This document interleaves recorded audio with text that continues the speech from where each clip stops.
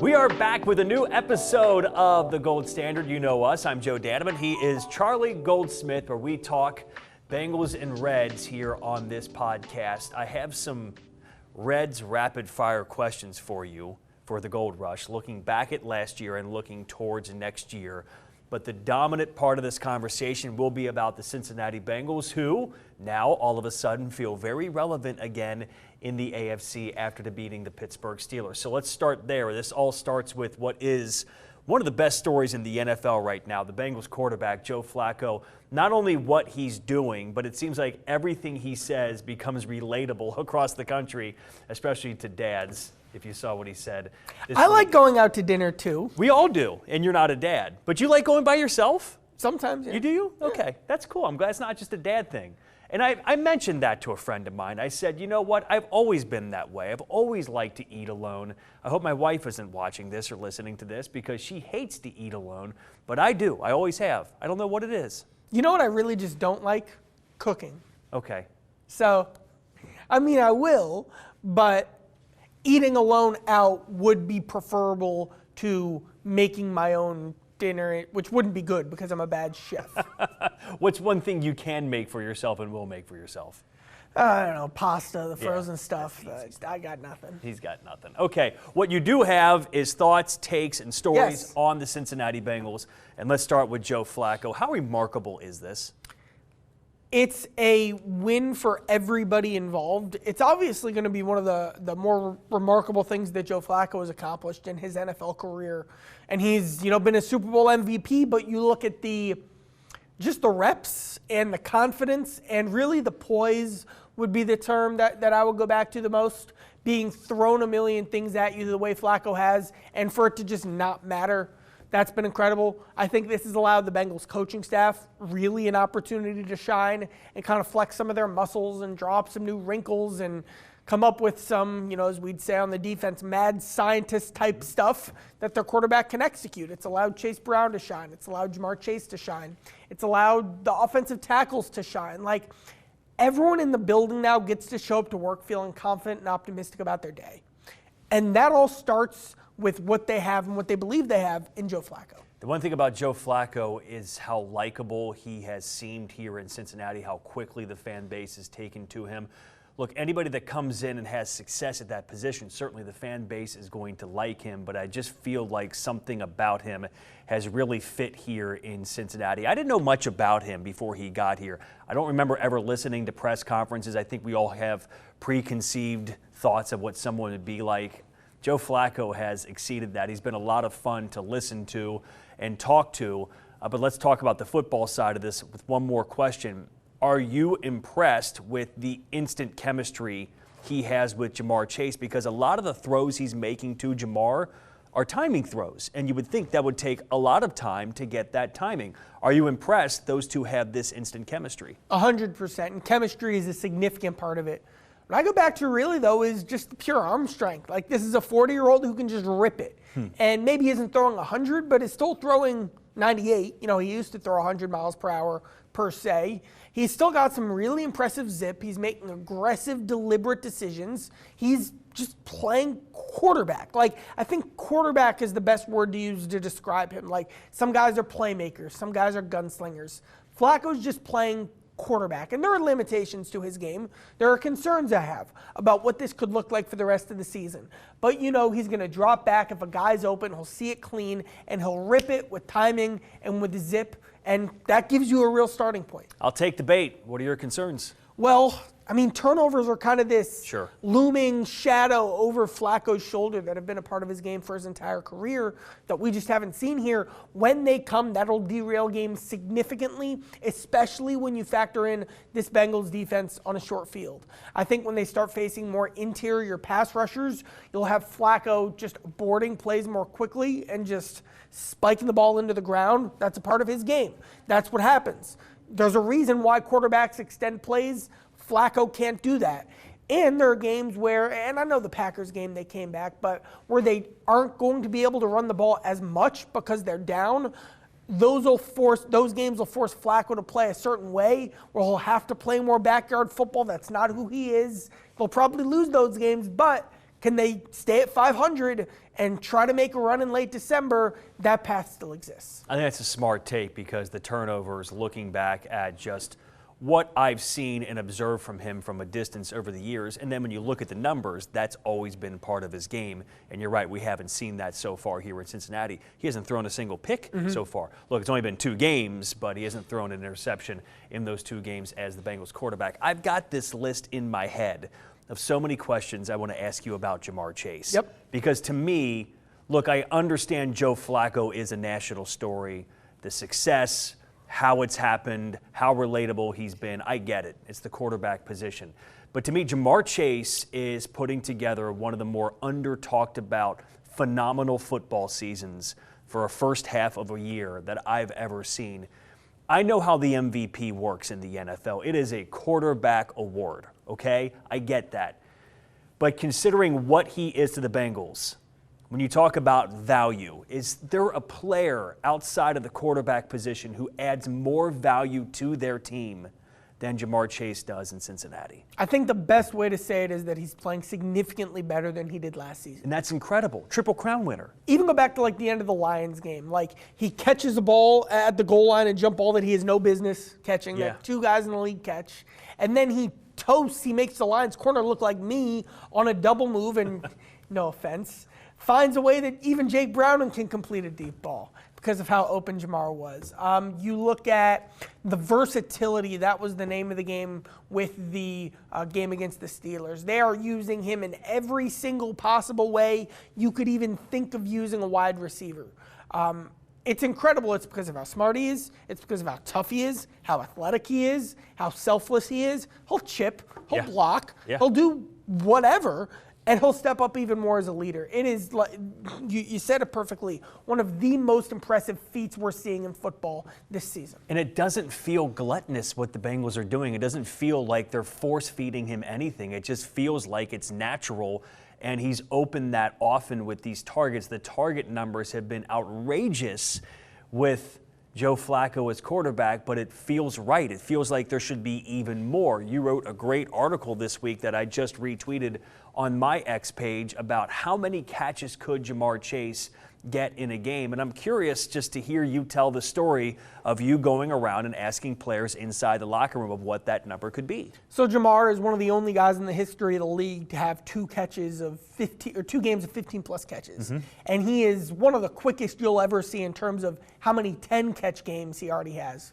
He had 16 against the Steelers. The record's 21. There were actually all right, so against the Steelers, there were 2 drops that got overturned from catch to no catch. There were 2 just stone cold drops. There were 2 defensive pass interference penalties. Ja'Marr Chase easily could have set the record against the Steelers. And it wasn't even a game where they had a crazy, ridiculous amount of offensive snaps. So I went around, how many? I asked, the best part was talking to the corners, what do you do when you've just allowed your 20th catch to a receiver like Ja'Marr? What do you do? And the best part was Marco Wilson. He goes, got to talk to your defensive coordinator. And the reason I talked to Marco, Marco was the guy who allowed 15 catches to Ja'Marr Chase in 2023 when Marco was the starting cornerback for the Cardinals. The final answer is 30 is way too high. Everyone's pretty confident he can get above 20. The vibe around the team was the mid-20s, 25, 26 catches would be around how many ballpark, which would blow past the league record. So as of this taping, we're taping this just about an hour and a half until Ja'Marr speaks ahead of the Jets game. I've asked him before how many targets is too many, and I thought I would actually get a number or an answer, and he kind of laughed. He said, no, there's no such thing. If I'm out on the field, I want the targets. Are you going to ask him how many catches he thinks he could get in a game? Of course, and I'm glad you mentioned that because part of the beauty of Thursday wasn't, it's a nice anecdote, but it's the truth. Ja'Marr and the coaches didn't realize how many targets he was trending towards. I believe it ended up being the 3rd most targets of anyone in any game in the history of the league. So that's the territory he was in, but it wasn't like, oh my God, we have to scale things back. No, it was, well, there's Ja'Marr again. And that's the lesson Zach Taylor said he's learned. So I have one more question here about Ja'Marr Chase, and you and I are both regular guests on ESPN 1530's Tony Pikes. Cincy 360. They asked me this week, when I say they, Austin actually asked me the question. He said, is Jamar Chase already the best wide receiver in Bengals history? And that's taking into account that A.J. Green played here and Chad Johnson played here, and right now their numbers all time are going to be more significant than Jamar Chase. But my answer was yes, he is the best already. That if he retired today, I would still consider Jamar Chase the greatest receiver in Bengals history. Are you in agreement, or does he have more to add to his resume to get that title? Yes. I didn't watch the quarterback show, the Joe Burrow thing, but the line that I saw that was like the wow moment of the whole thing of what I saw was Joe said, Jamar's just one of the greatest players of all time. And then also I'm reminded of, it was like 2022, maybe it was 2023, and it was Zach Taylor's pre-draft news conference, and Zach slipped up. He realized he kind of answered maybe in a way he shouldn't have.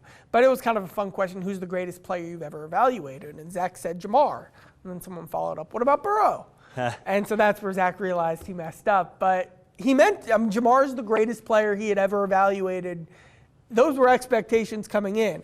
And he's exceeded expectations in every way. You add in the elite intangibles. I mean, it's why we do this, right? We get to watch some great players every week. We talk about it. We write stories about it. We show their stories. It's pretty cool, and Jamar's in that category.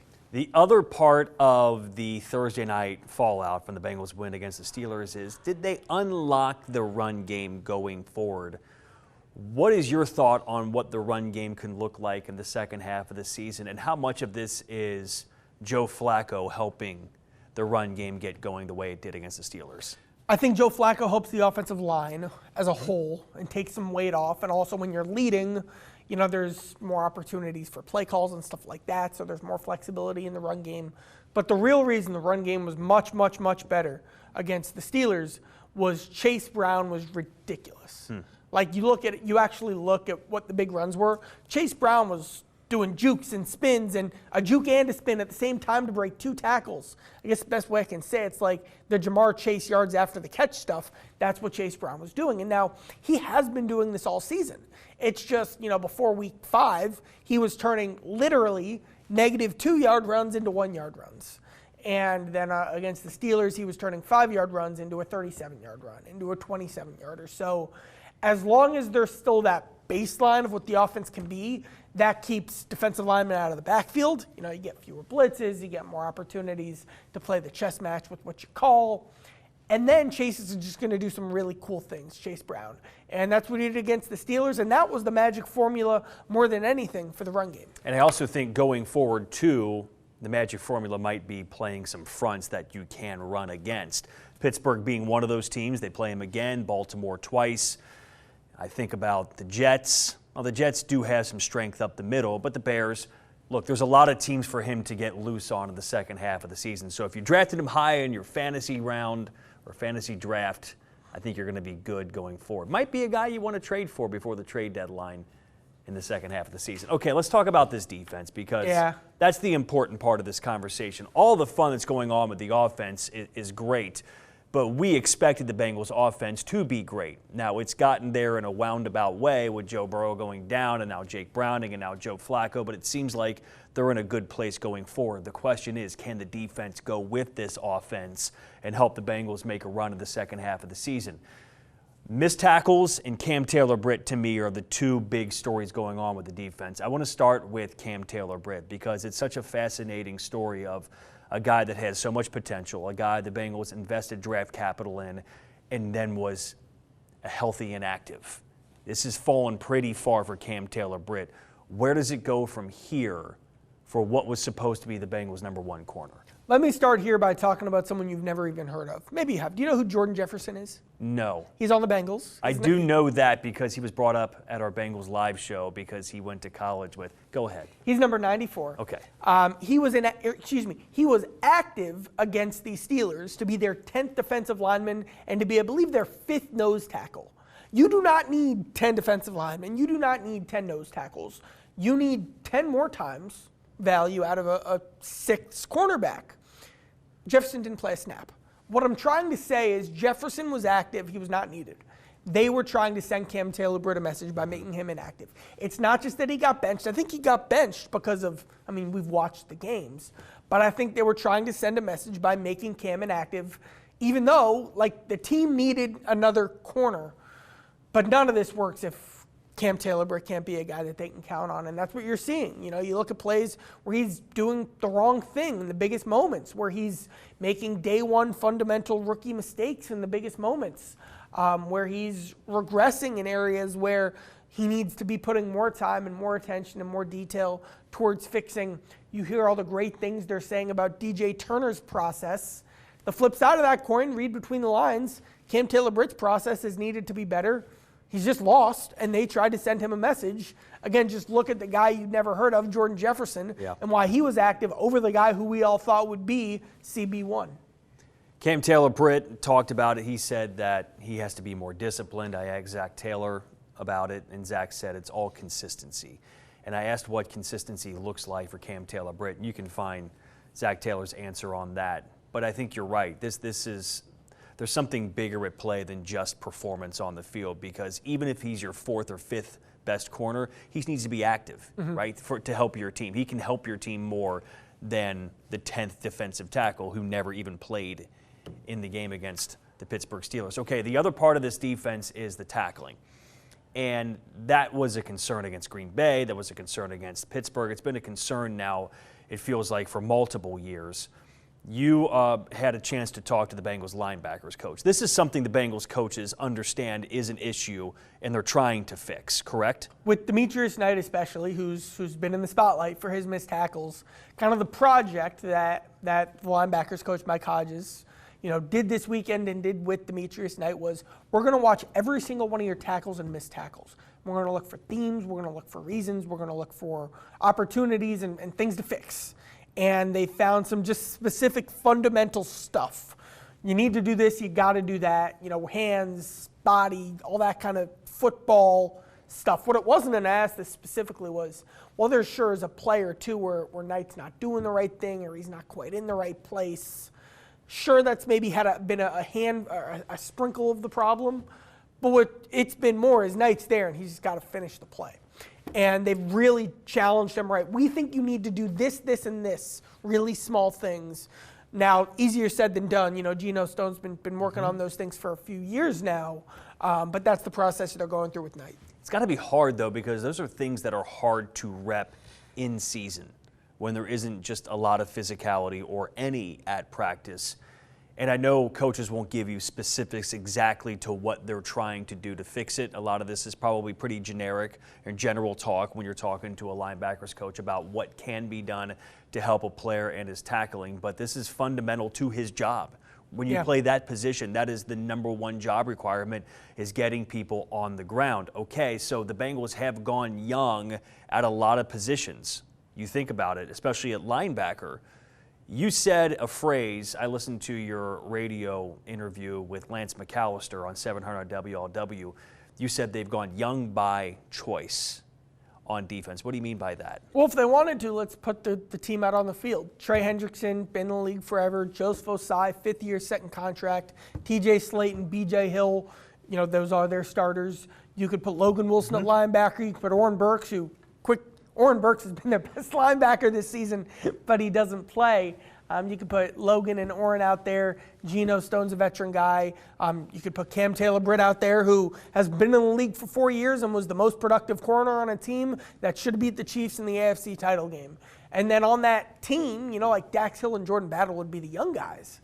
Well, they're the old guys on this defense because they're giving more opportunities to Myles Murphy and Shamar Stewart on the edge because they've decided this is Barrett Carter and Demetrius Knight's show at linebacker, and we're going to live and die by that. Because they've decided that, of course, Cam has kind of played his way out of the mix. They've put in a second-year corner in Josh Newton. Who to blame? I think more of the attention and spotlight should be on the veterans, the guys who were supposed to be your epitome of consistency. They just aren't good enough to be on the field in a lot of cases. Logan Wilson, maybe he is, but they've taken him off. And then the young guys, that's on the coaches, because this whole plan was Al and this new staff, what they can do with player development. Like we said with Demetrius, this is all player development on the fly for guys who are figuring out what the heck they're supposed to be doing, and this will naturally always be a roller coaster with young guys in the league. they're stuck in that process right now. Okay, so take everything we've talked about here on the first 15 minutes of the podcast, everything that's good with the offense, everything that we're concerned with on the defense, and you throw it in a pot, and here they are at 3-4 with the game against the Jets, who haven't won a game so far this season. When you mix all of that up, Charlie, and you think about the big picture, do you think this team has a realistic chance in the second half of the year to play themselves into a playoff position? Joe Burrow's still in a boot, so we don't, Joe Burrow can't have had any setbacks yet because he's not running yet. This team is in a spot where it's good enough to have Burrow come back in September against a really favorable, December, against a really favorable schedule down the stretch. If that's what the timeline is, this team's good enough to get to December 20th and you have a shot and maybe Burrow's coming back. Take Burrow out, and this is still to me a 7-10, 8-9 team. Even with, again, a softer schedule coming up now in the short term with what the Ravens have become, with the Jets, winnable games at home against the Bears and a Patriots team that's good, but is still winnable at home. This, to me, is really a 7-10 team. But if you're in it and Burrow comes back late in December and it's like the Dolphins, the Cardinals, and the Browns. Correct. All right, let's leave that there, and I think this team has earned the ability to kind of have that literal light at the end of the tunnel, and this team right now is good enough to get the Bengals to that point. Let's transition now to the Gold Rush. This is rapid-fire questions for Charlie. We're going to do this about the Cincinnati Reds here. This is going to be thinking back to the end of the season, kind of putting a bow on everything the Reds accomplished, or if you want to argue, didn't accomplish. We all see what the Dodgers are as they go forward towards the World Series, and then looking towards next year, okay? So I want to hand out some awards here to start the Gold Rush. Team MVP for 2025 was, let me guess, Ellie. You know, we give this award, the Cincinnati BBWA. Oh, nice. I voted for Andrew Abbott. Did you? Ellie was just so excited about that because I was all over the Andrew Abbott train all year. Continue. Isn't that a great feeling, by the way? It's a good feeling. Where would they have been without the consistency of their rotation, the longevity that guys like Abbott provided, how that saved a bullpen that was a little thin? When I think of the most memorable moments of the season, kind of until the final stretch run, it was starters carrying the team on their back. And that includes the stretch run where Abbott had a couple of those. Hunter Green had a couple of those. Abbott showed up, consistently posted all season, except the first 2 weeks when he was hurt. What a meaningful, indispensable season by Abbott. Most improved Cincinnati Red in 2025 was who? I'm going to go with the most improved Red in Cincinnati. If I've had to have been Noelvi Marte, who, speaking of guys who carried them, Marte carried the offense for a stretch really going from July through the middle of September. And then he tailed off down the stretch. But probably the most impressive thing I saw was, a 23-year-old kid who had never played the outfield, all of a sudden becoming an outfielder and then saving the season with the catch over the wall in right field. I can't say enough about how the Reds wouldn't have been a team with a winning record without that kind of stuff from Noelvi Marte. Did he solve the question of the outfield right-handed power batter? Is that something they still have to look for in this coming offseason? He helps. I also think he's the only guy I can promise you will lead the Reds in starts at a specific position in 2026. I can't do that anywhere else. When you factor in Ellie shortstop, we'll get there another time. Interesting. Sorry, let's do that now. Yeah, let's do that because that was one of my questions. It's a conversation. I still think the most likely scenario is that Ellie De La Cruz is the Reds starting shortstop in 2026. I'm open to moving Ellie to center field. I think they're open to having the conversation. Every time I ask about this, what I'm always reminded of is, all right, you move Ellie. Not that they're moving Ellie to center, but if you moved him to center. All right, McClain to short. Where are you finding this magical second baseman from? Because it's not Gavin Lux. It's not Sal Stewart. There's a reason why the Reds prioritize getting all these shortstop second base types because you can't find these guys. So are you getting, you remember how, the Reds used to have shortstops like Freddie Galvis and Jose Iglesias and Kyle Farmer, and you're getting that guy to be your second baseman in 2026? If they can find a second baseman, then it's a conversation, but that's not a guarantee, so they're not going to go out and say, we're moving Ellie, and they very well might not because they might not be able to get that second baseman. Would Ellie be open to the move? Boy, isn't that the question. That's the question, right? And does that matter? And it should. What does that mean for a guy who isn't going to sign an extension in Cincinnati? How much longer is Ellie going to be ready? Now, for a couple more years, but you're not planning for Ellie being a guy you're building with into the 2030s because he's going to be a free agent and make $500 million. So what do you do to maximize the Ellie you have for the next 6 years, because 5 years, whatever it is? Because if Ellie can be a great shortstop in 2032, that doesn't matter. So what do you do to maximize the years you have with Ellie? This is the real stuff. These are the conversations. Yeah. And again, I'll say this. Ellie is still a shortstop. They very well could be meeting and having these conversations, and I'll report in a couple weeks that they've talked with Ellie. He's going to be a shortstop in 2026. But it was left a question publicly by Nick Kroll when we asked, is he a shortstop? And he said, right now, yes. We've done team MVP, we've done most improved, we've done what to do with Ellie. Most disappointing player, is it Matt McClain? I still believe in the guy, man. That's okay, and I'm with you. I most, believe in him. Still their best defender, I guess, except for Cabrian Hayes, and still their best base runner. And he kind of bobbed and weaved through the season, but there were some moments where he was giving you enough offensively. I go back to like just the 0 you got from Christian Encarnacion Strand, the 0 you got from Alexis Diaz, and how the season did just collapse from under them. And like they just had to get rid of Alexis Diaz, and CES didn't have any path to the big league roster. I always say about him, like they desperately needed a first baseman in September when Steer was banged up, and they called up a kid in Sal Stewart who had never played first base before when their opening day first baseman was right there in AAA. So I give McClain credit for how he handled the season because that's not how Diaz and CES handled it. So I look at them as the disappointments. Last time I asked you this question, you said bullpen and reworking the bullpen is going to be the biggest priority for this team in the offseason. You still stand by that? Well, they have 2 guys at 2.5. I think Connor Phillips will be great, or will be very good, but he has to earn a spot in the spring. You need 4 or 5 more guys, and you're a team with a limited payroll, and if you're paying each of them $2 million, well, then that's a third, half, a fifth, I don't know, but a significant chunk of what your offseason budget is. And so that's the question then. Like, it all ties to this with Ellie.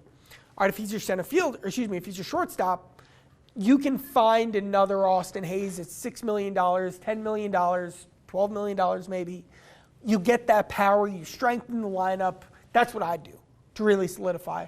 Or you use that money at second base because you prioritize moving Ellie to a different position. So those are the conversations you're having of where to improve the offense and the defense heading into 2026. People are curious. You said the 2.5 guys in the bullpen. Those guys will be? Santee and Ashcraft, and then Phillips will be fine. Okay. But because of his history with command issues, he'll have to show in spring training that he's still throwing strikes. But I think he'll be fine. Is there anybody you would circle or underline as guys the Reds should fight to bring back from their bullpen last year, who might have a chance to go somewhere else? The option on Suter is a conversation. Barlow, I think the option would be like at 6.5. That's a little rich. But if you could bring Barlow back for a similar, and he was no one's favorite Red, but he always took the ball, sneaky strikeout stuff, and a good guy. And frankly, that matters, especially in the bullpen. Like I'd be very open bringing him back at a small rate. But where you get in trouble in the bullpen in the big leagues is when you chase what you had. You know, like you have to go find the next Emilio Pagan. You have to go find the next Nick Martinez because you look at bullpens being the riskiest investment in all of sports, truly. When you look at how often these guys hit or don't hit, you got to try to be creative. We will finish up the podcast with the Gold Nugget, and I'm going to say this here. I do have one bonus question. Great. At the end, after the Gold Nugget.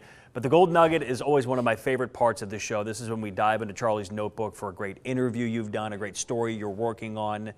This week, I've seen you working the Bengals locker room. You should see this guy in the Bengals locker room. You can be mid-conversation with him about the NBA, about Northwestern football, the conversation. And he is gone. The second he sees what he wants, he is gone. I left you high and dry. That's okay, Charlie. Leave me high and dry all the time. You got work to do. Okay, so all the conversations you've had inside the Bengals locker room this week, what's been the most interesting to you? This is the most interesting thing I've seen all season. And it's nerdy. But I think it's interesting for a general, even not X's and O's audience. The touchdown to T. Higgins on the slant was on a not play action under center straight drop back pass. You love this, and I love that you love it. It's when the quarterback's right under the center. Yep. and doesn't fake a handoff and just throws it. That's from like 1988. I mean, that's stuff that isn't used anymore. They stopped using it about Yeah. when Joe Flacco started playing football. The Bengals have done that basically once in Joe Burrow's since 2022 is as far back as my stat tracking can go, and that was like a screen to the running back that didn't count. The fact that somewhere in the room a Bengals coach was like, hey, what if this week we did this thing that quarterbacks stopped doing in 1980 that we've never practiced because we think this is football of old yore. Yep. And what if Zach Taylor gave Dan Pitcher credit. What if we did this thing this week with our 70-year-old quarterback? And it results in a touchdown to T. Higgins? That is one of the coolest things that you'll see, to me. On that play, T. Higgins hit a burst I didn't know T. Higgins had. When he caught that ball and split the safeties with that burst, that is why he's one of the more special wide receivers in the NFL. Okay, here comes my bonus question. Should Bengals fans be on any kind of trap game, oh my gosh, winless team coming to Cincinnati alert? I know it's the NFL. I know the any given Sunday. And yes, the Jets have guys that are very capable. They have coaches that are very capable. Is there any part of you that says Bengals fans should be on alert for an upset this weekend? I hate to say this. Flacco's been unbelievable. We just did a whole show about how great Flacco's Sure. been. Flacco's the 25th best quarterback in the league, who has had performances where he's looked like the 40th best quarterback. We've seen those games over the last 2 years from Joe. If Joe Flacco just has a bad game, just like Jake Browning had bad games, the whole floor falls out from under this Bengals team. And for Flacco, that can be turnovers, like we said. That can be sacks, Yeah. the other big theme that hasn't come up yet. So this is still a Bengals team that could lose any day because they don't have a thing offensively like, all right, just pound the rock or Yeah. just, the quarterback, no matter what, can make it work. They don't have that right Or now. the defense can carry you. Yes. Yeah. They don't have that right now. Okay, there it is. Charlie Goldsmith on another episode of The Gold Standard. You know us, we do this every week. You can listen to it wherever you get your podcasts. You can watch it on all of Fox 19 now streaming platforms. The Gold Standard with Charlie Goldsmith. Always the highlight of my week, Charlie. I appreciate you doing this. We'll see you next time here on The Gold Standard.